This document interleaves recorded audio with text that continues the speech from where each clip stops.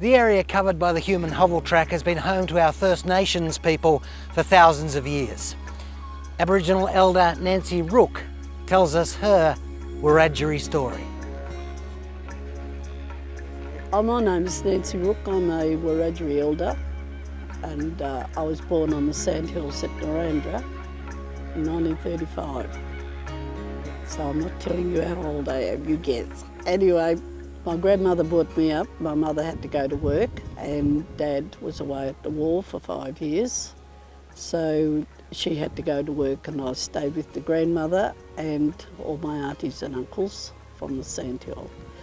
I learned the culture from them and I enjoyed living there with them in the one bedroom shack on the banks of the river. I didn't have much schooling because we weren't made to go to school in those days. And when we did go, we had to clean up the playground, so we didn't go very much. But what we did learn is a lot of cultural stuff around cultural ideas about the river, what we were supposed to do, women's business, men's business. Women were not allowed to infringe on men's business. So I learned all that, and that's still with me today. So I never talk about men's business because I don't know about it, only women's business. And when I go into the schools, I make sure that the teachers know that. I don't present any weapons or anything like that.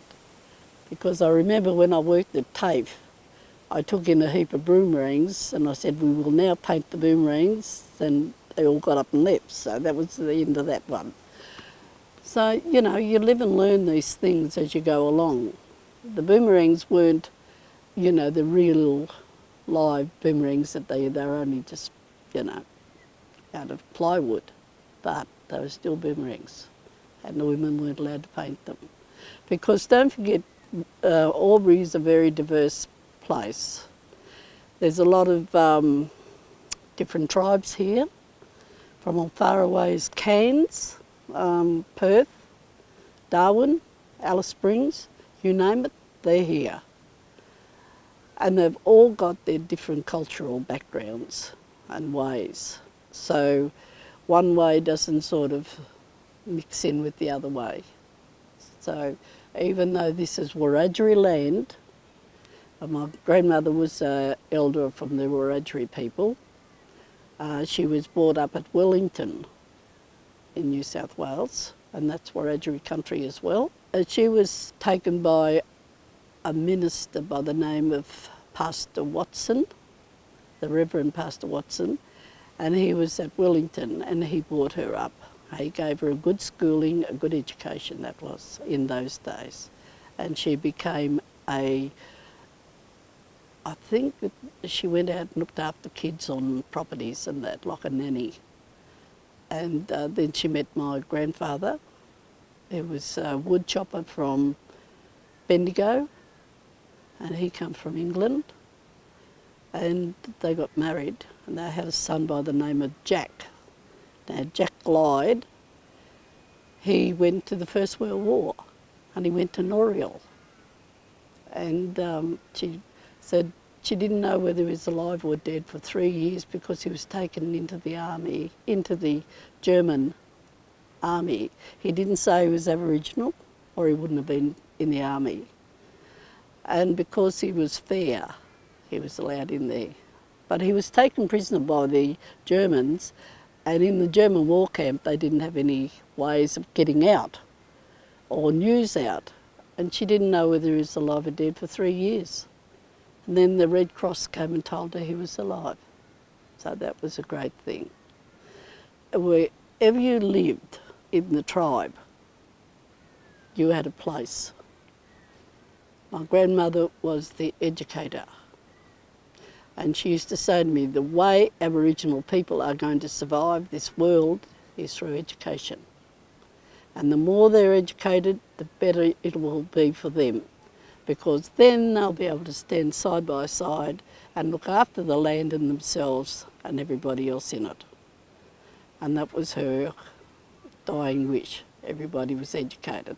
That's why I went back to TAFE and got an education with a lot of other women of my age that never went to TAFE. Our second chance, we called it, and it was great.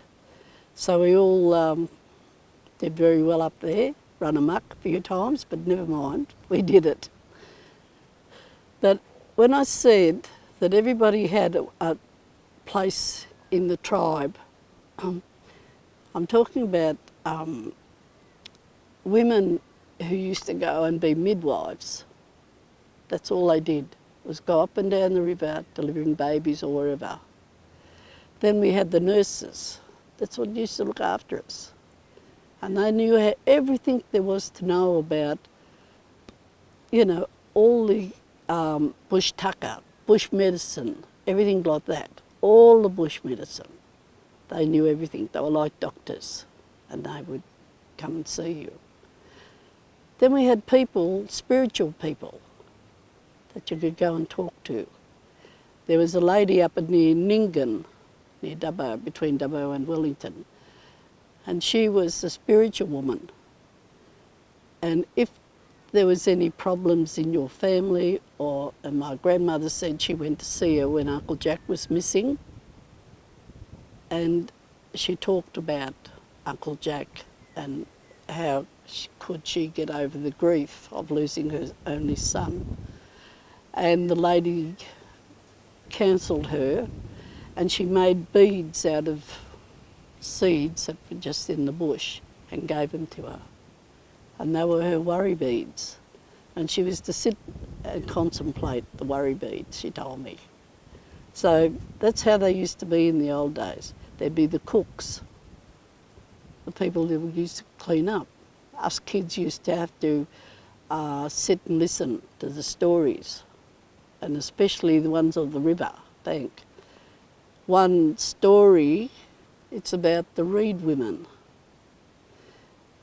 Everywhere you went near the river, there was reeds, and we were told we were never to go to the river by ourselves, because these women could sing to you. They'd sing you over, and you'd hear this beautiful music, and you'd see these beautiful bubbles coming up, and oh, they were lovely, and they, you know, and they were really, really wonderful. These women down there, they'd sing and carry on, and if you went by yourself to the river, and you looked over and saw them, they'd grab you.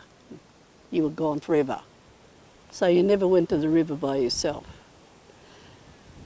And one little kid, I was in the school telling that story to, and he said, "How do you know?" I said, "How do you know there's not?"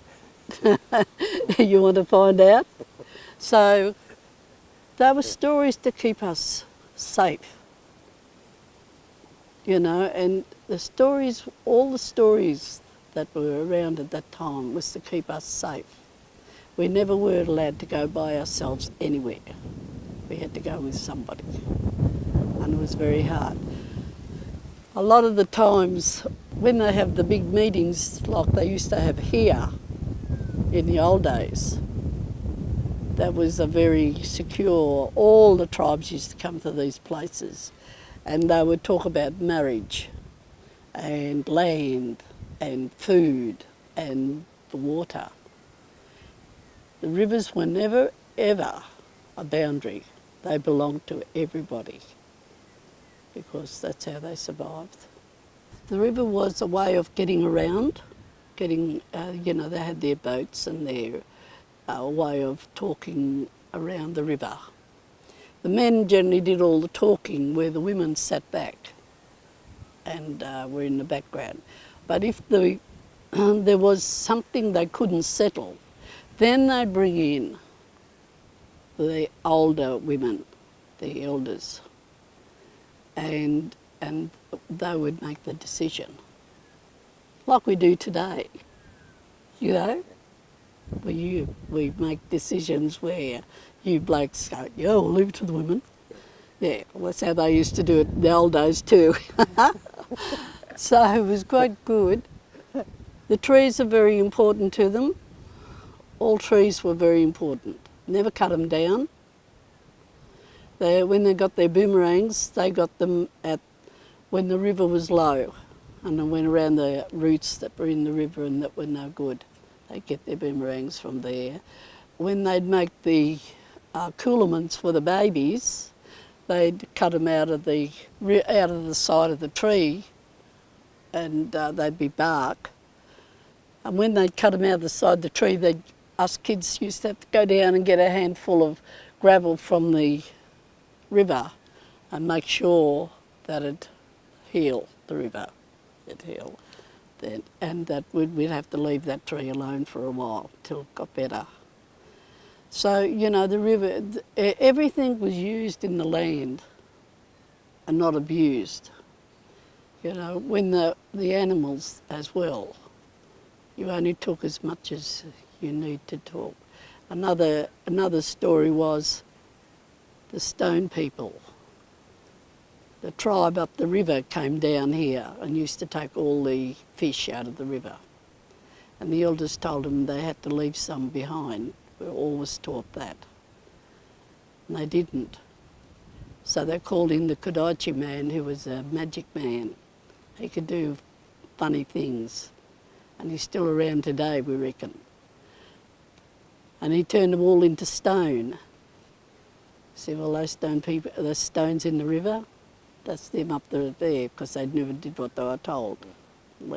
So things like that were told to us when we were little kids, and you don't forget them either. You never forget these stories. And a lot of the, you know, the stories of the possums and how they came, and you know, and the wombats and where they walked and everything was where our ancestors walked. We believe in the trees have spirit in them. We can talk to the trees and they will listen. We can hug a tree, they'll listen. But we're not allowed to, you know, harm them in any way.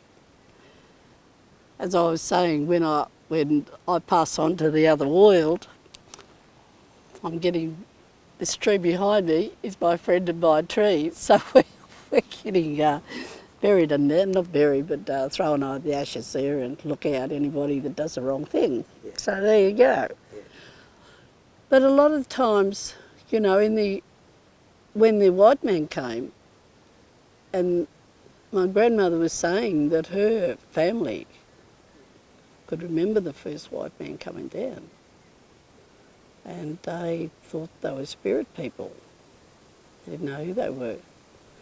And they were very frightened of them, wouldn't come near them until they learned to trust them, which they did eventually, you know. And when they, like when they did that track out here, the walking track, I believe there was a bit of trouble when they got through Holbrook and around that area when they were taking the track through. They wanted to put it in a certain place, but that was a spiritual place, and so they had to get some knowledgeable person down from Tumut and the Wiradjuri people up to have a look where it was and where it goes. And that's happening around here today. You see where a lot of the people have been, and their tools, where the tools locked down at the lagoon down here, outside Albury. That was a women's place. There was a birthing place down there, and that's where all the babies were born, from around this area, in that area. So, you know, things like that shouldn't be touched. Like this area here shouldn't be touched, and leave it as natural as they possibly can. Mungabareena means to me a very spiritual area, you know, where our ancestors were, and where they lived, they died. They looked after the land, they were here, and you can feel it, you know. And that's what it means to a lot of our people, especially the Wiradjuri people that live here, like Darren White and Eddie Kneebone. I used to come down here with him a bit, and he would talk about the trees because he was a real tree man, that fella. And, you know, point out, oh, this one's over 100 years old. There's a 1,000-year-old tree down here, you know, and all this business. And can you imagine what it'd be like to be in that time and that, you know, era of 1,000 years and what you would have seen? Perhaps you shouldn't. That's why the leaves and limbs fall off. So, yeah. And it's a very, this area is a very, very spiritual area for our people. And even the people that don't come from this area come down here. If they have any problems, they come and just sit near the river and look at, you know, just contemplate the river. And if they, you know, they sing or they talk in their language and they're heard. This was a meeting place for a lot of tribes. Yes, it was. The Hypnothang people used to come down and they would show them the way back up to the hills. And that's when they used to eat the boggon moth. And only the men could go. The women used to stay down and collect all the different bits and pieces down there, where the men used to go up into the hills and have the boggon moth. And then they would come back and go their separate ways. But apparently it was a very unique thing for them to do. But the Hypnothang people always came here, always. Eddie Kneebone's father was a Hypnothang and he used to come down here. Wally Cooper's father, all those sort of men were from this area, and they used to come here into this area all the time. So there were Hypnothang, Yorta, Radjuri, Yeah, Dudarawa. Dudarawas were here too. The Dudarawas were only a what they call a language clan. They're only a very, very small clan. And when they people start to drop out or die out, you know, and pass on, they joined the Wiradjuri people, because the Wiradjuri are very, very strong people. They are a nation. But the Yortas used to come up. They were the river people. They were the ones that used to look after the river, right from here right up to the mountains. They'd be backwards and forwards. And over in Narendra, there was an old river man too. He used to, that's all he did, was look after the river, you know. Look out if you saw you doing anything silly, get a good old slapping up. Don't worry about anything those days. The last robbery that was here, there was a mob coming down from Balranald. See, that's how far they used to come. And they were turned back over here at the hills and told to go back because there was too much sickness down here, they were dying. And so to go back. And that's when the Wiradjuri people all left this area in that time. And only very few lived here then. Very few people were around here at that time. But thank goodness they're all, you know, they've all come back every now and again and had a look at the place and keeps an eye on the place and that. Because I remember Pastor, when he was here, he did all this, you know, the rocks and everything, just so the people would know that this was Aboriginal land. You were welcome, look after it, but you were welcome. And that's what we do today. Welcome, you know, and make sure that people remember the first Australians. And that's what they were. And that's how it is now, you know. Do you have any knowledge of stories about the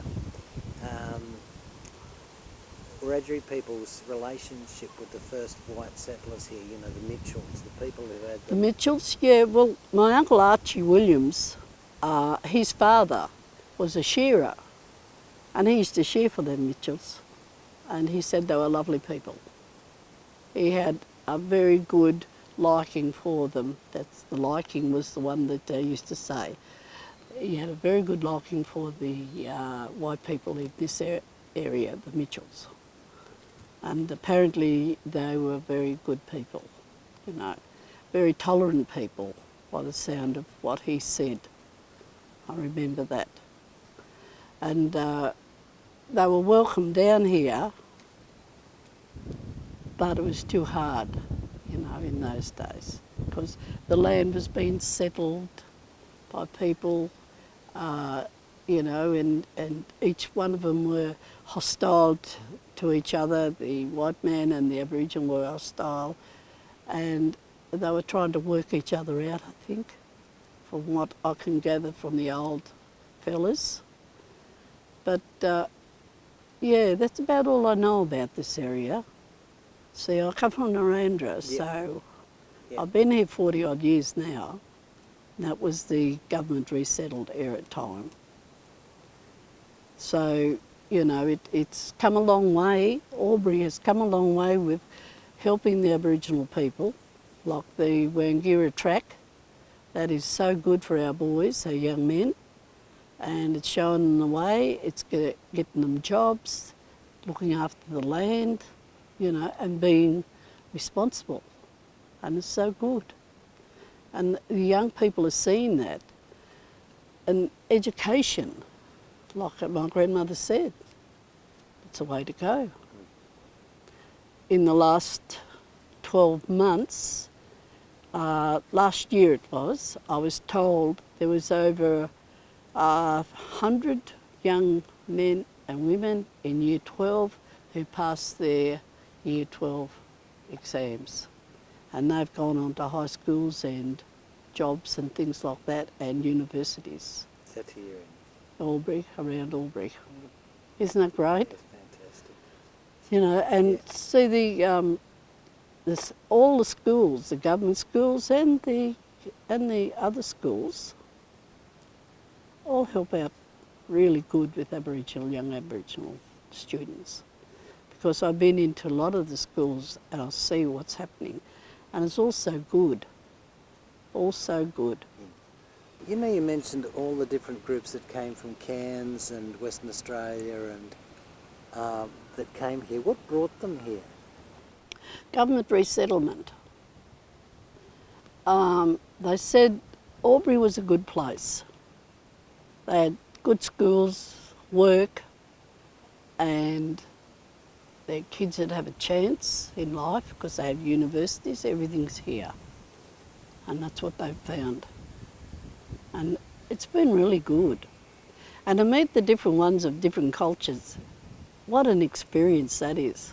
It's such a good experience from different language groups and everything, you know. Yeah, because I don't think a lot of people understand about how different cultures are of the different tribes and. Yes, I know when I went to TAFE I was shocked, you know. Same with them all up at TAFE, they were all shocked because they thought everybody was the same, you know. No, oh no, you know, and especially like the Wiradjuri people were settled first. They're the ones that the white man saw when they came over the hills at Bathurst and then on and around Sydney, you know, and over the hills over here. The Wiradjuri people were the first ones that they saw. And so they were the resettled mob for them. So that was, you know, that was good to know about it. But the others that came in from Alice Springs and them, they were a challenge. Especially the ones that came from right out bush, you know. Yeah. But it was really an experience that I'll never forget, and it's taught me lots and lots of lessons about different people and different ways. It's the same as we've got multicultural people here today. I think it's wonderful, you know. Welcome, you know, what beautiful food. All that stodgy old stuff we used to eat. Yeah. Now we have all this gorgeous stuff we can have, you know. Yeah. And isn't that wonderful? Yeah. The Italians, the Greeks, beautiful, and the music and the different ways. Now we've got the Africans with their drums. Oh, I think it's wonderful. I love joining in with them. Yeah, yeah, yeah. Don't know what they're talking about, but I join in with them. Have a good time. And you know, that's what I mean. Australia's got to be open-minded about things. Of course we're going to have people that are going to, you know, want to overtake us, and, you know, we've always had that. But we've always come through it because we're generous people. We know how to react with people, and that's how it goes. The kookaburra is our totem. We all were given totems when we were born by our grandmothers, and we've got to live by that totem for the rest of our lives. I could never, it was to do with marrying, because that had stopped incest then. I could never marry another, say, an emu man or another bird man, because we would be related somewhere along the line, you see? Yeah. And the same with the scaly people, you know, and that. So They'd be reptiles, yeah, lizards. yeah. You marry one of them, and the fishes, but no, I couldn't marry it. And that is a very, very sore point with people that were taken away. They didn't know who they were. I have a friend who didn't know she had 5 sisters and 2 brothers, you know. So she could have married, she had no totem. And they come from the sea, put into Scootamundra Girls' Home. So how would they know? See? So did they find out eventually? Yes, but they couldn't make contact with them. They'd been away too long. And that was a big problem. They couldn't go back and make contact with their people then. So that was one of our terrible thing that happened in the past. You know, we talk about it and we would never let that happen again. But, you know, it was past. It's a part of our history and we can't forget that. Like the war was part of our history. And now these kids taken away from their families were part of our history. And we can't forget that. So, you know, you just got to get on with life. They never forget it. Like this woman has never forgotten it. She even has dreams about it today, you know, and she's under psychiatric care all the time and that. And a lot of them have, you know, went to the grog and drugs, never got over it. So you can't pull everybody through it, these things. But you have a good go. And if they can come to a place like this, and I often bring her down here where we meditate on the river, that's where they feel they're, you know, they're home. It is a healing place, a very healing place. One that, you know, that I'm so happy it's going to be handed around and make everybody happy. And it'll be well looked after now. And, you know, just so people can come and feel happy down here and just forget all their pains and worries and things like that. Oh, here she is now, look at her. Come over here. We're joined by Nancy's granddaughter, Leonie McIntosh. Nan's lived here for quite some time, so, you know, I've come over for holidays and, you know, build up quite a connection to this spot and Albury and the Murray River as well. You know, I even got flown down from Coffs Harbour to attend Nangira and, you know, run some art workshops and stuff like that. I've been down here fishing, swimming. We've taken our daughter as well as our sun. We have, a strong connection with the water and the land. And there's some really, really special trees here as well. There's a couple of trees that were used to climb up for catching possum. The area was, also used for fishing, and also for collecting the ducks. Turtles used to be found quite regularly in the river, and mussels.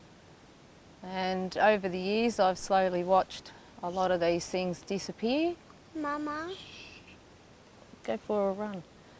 And it's been very sad to see, things like the mussels disappearing. I think I want that one. Over what sort of a period of time, the mussels? So I remember they were there the first few Nangiras. And Nangira was the festival. yeah, Nangira was the festival, and used to, have a bit of a dip, and you'd find a couple every now and again. And yeah, probably, 10 years? 20? yeah, I reckon 10. Yeah, Yeah, 10 years. a good 10 years. They haven't been here. There's been a lot of changes, that I've noticed. A lot of dieback through the drought time that we had. And then we had the, bit more wet, and then the flooding, and then, that's washed a lot of old stuff away and, given it a good cleanse. And everything seems to be a lot more healthier and growing, quite well. As I look around, I can see a lot of things. This place is also special because, there's people's ashes in the river. We've had ceremonies here. We've had campovers. The men have had, times where they've, dug and cooked and things like that. So, it is a very special place, and it's a very spiritual place, and something that, we don't want to lose. We want to be able to come here and practice our traditions, teach our young ones how to lift bark, make mini canoes, things like that. So they've got these old skills.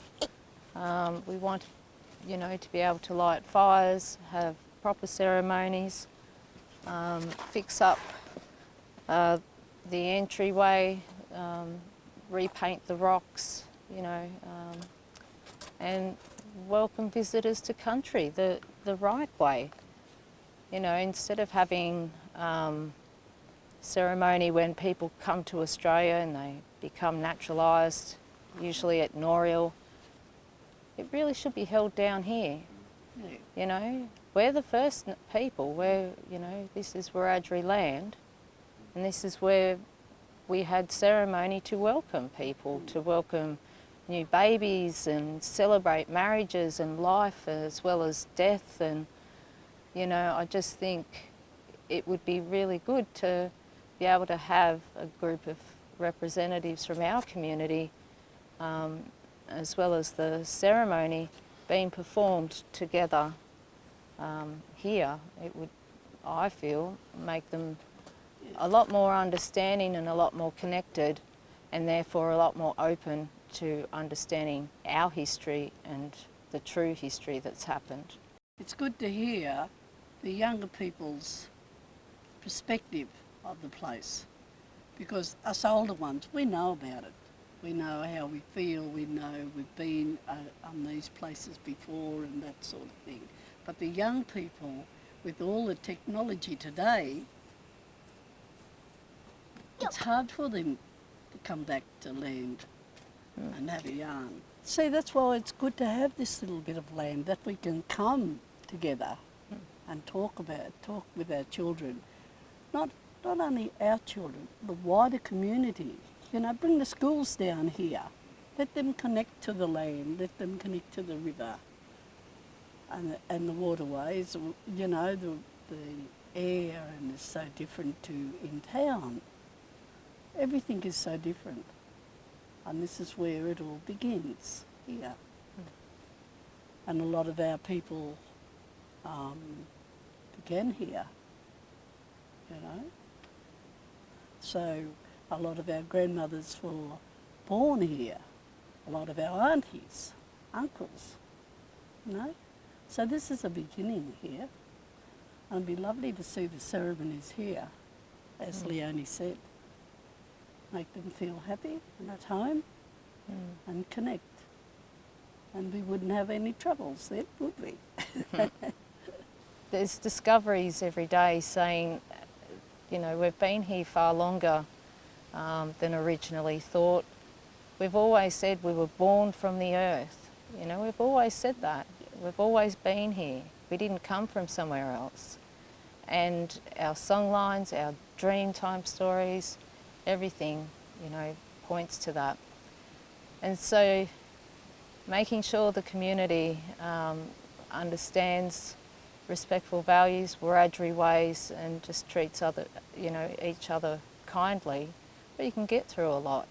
You know, like our community's achieved a wonderful festival. I think we went 10 years, didn't it? Yep. We went 10 years, and we've got an amazing, you know, doctor surgery, 2 corporations, and of course Kuri Kindamana, you know, and all of these things, what people don't realise is they started in the backyard. Yeah. You know, this is how they've started. And it was lots of lobbying and lots of submission writing and, you know, A lot of work. A lot of A work. lot of work went into it. You know, and a lot of unpaid hours because we care about our community, we care about our connections to land, and I guess, you know, I've been fortunate to have my nan, and Yes. you know, and without learning about respectful ways early on, it would have been hard for me to sit and listen to every elder that I've met that has wanted to share something, because that's all it's about, really, having fun, sharing and learning. And my son, you know, we got little didgeridoo for him, we call it Yidiki. He's got his own set of clapsticks and, you know, he's got his little curry shirt and he's got, you know, a lot of connection. He knows, like, every morning he'll race outside, check for new bugs, and he'll go, oh, we've got to get a photo of this one, or, you know, we've got a big collection of photos of moths, bugs and all sorts of things. So he's learning about the plants and the insects and Oh, the yes. trees and land management already. That's right, yeah. Teach them from the day they're born, Yep, you know. You that's how I learnt. read from the moment you know that you're pregnant, you read to them, you talk to them, you sing to them, right through, and you keep doing it. You don't stop. He's 5, I don't stop. How do you go about passing on language? Quite challengingly, Yes, it is quite challenging. because, you know, like, I've only ever picked up words, I've never learnt the language in full.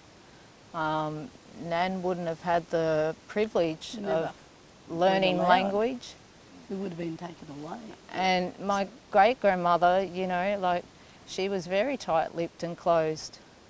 You know, a couple of could speak aunties I heard them saying some words, Yeah. and I asked them, what's that mean? And they just pointed to one of the gum trees and said, you can't go there, you know. So I just assumed that that the tree was, you know, forbidden place, and Yeah. that word that they spoke was obviously associated with, With that, that tree. Yeah. And what about dance? Oh, yes, this one Dance. can dance, yes. Yep. She can And dance. that's practiced and passed on? I've tried to pass it on to my daughter, but she's now living in Melbourne, so Pretty it's hard. a bit challenging to teach her. I can't teach my son because it's a women's dance. There are like 3 common dances I can teach anybody. There's 4 social dances that I can also do. So, and that's it. They're not as many. They're all connected to the land, the sky, the river, the stars, Food. food. Yep. The baby yam digging dance. Yeah. You know, the Wiradjuri women's welcome dance. And when I've lived off country, I learnt other dances. I was given permission to learn the other dances, and I was given permission to learn about their bush foods and So this all is of another that. thing, isn't You it, know, Lauren? and it's about Yeah, being respectful. permission and being Yeah. respectful to that land. Like I couldn't go, say, up to the Hitler thing and do a welcome. I can do acknowledgement of country, say, you know, I'm happy to be on this country, but I can't do a welcome because it's not my land, That's you right. know, and things like that. So even in different parts of Wiradjuri, you still got to be respectful of their elders, that they do that there and that. And even in disputed areas, like some boundary areas are still disputed. Yes. So, like I'd never do a welcome or an acknowledgement in Wodonga, right? Never. Or down the river. I can do an acknowledgement because I've been given permission, but I don't do a welcome. Yeah. Whereas Get all Only- year-olds. I only do welcome to country when Nan says, "Can you do this welcome to country?"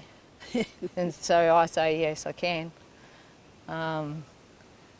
She's my eldest granddaughter, Yeah. so they're not, and she can do it. Yeah. And if she wants to do it in language, it's fine. Yeah. It's up to her. Yeah. But, you know, And plus, I had to get voted in by the community Yeah. as well. Like you just can't just jump into that role. so and I went back to my land, Narendra, to my elders, who was still there at that time, to get permission to do it down here. Yeah. See? Yeah. It's all about respect Yeah. and everything like Yeah. that. Nance, I just remembered the possum cluck in the Albury Library. Oh yes, that's a good fun, isn't it? Yeah. Can you tell us the story behind that? Well, it really belongs to the community. It's a community cape, I call it, because different ones, like Leonie was a part of it, and another daughter of mine, and poor old Uncle Arthur Melrose, and different aspects of the community were on it. Even Janara was Yeah. there, my great granddaughter, and so it was put on there by each member or different member of the community. It wasn't only Wiradjuri people, it was everybody, because we were a diverse community, as I told you. And so it was put together for the Commonwealth Games. I wore it down there at the Commonwealth Games with about 200 other people, weren't they? Yeah. What I had was very special because it was a community cape. And when I finished with it, they said, "Oh, you can have it." But I thought, no, it belongs to the community, so it ended up in the library museum as a part of the community. And they look after it. It's taken out for ceremonies only now. My grandmother, hers, was made in the old-fashioned way, with the river they'd lay it out, and the sand off the river would be, and the oil, and oh God, it was take ages to do it. Then they'd get the sinew of the kangaroo and boil it up, and then they'd stitch it around. And she used to fish, what was it? The fish bones. Bone, yeah, or a needle to sew it. And she was buried in hers. Well, my life has been really a good life, I'd say. I've had some ups and downs and a few roundabouts, but good, And I can see some good things happening here in all this.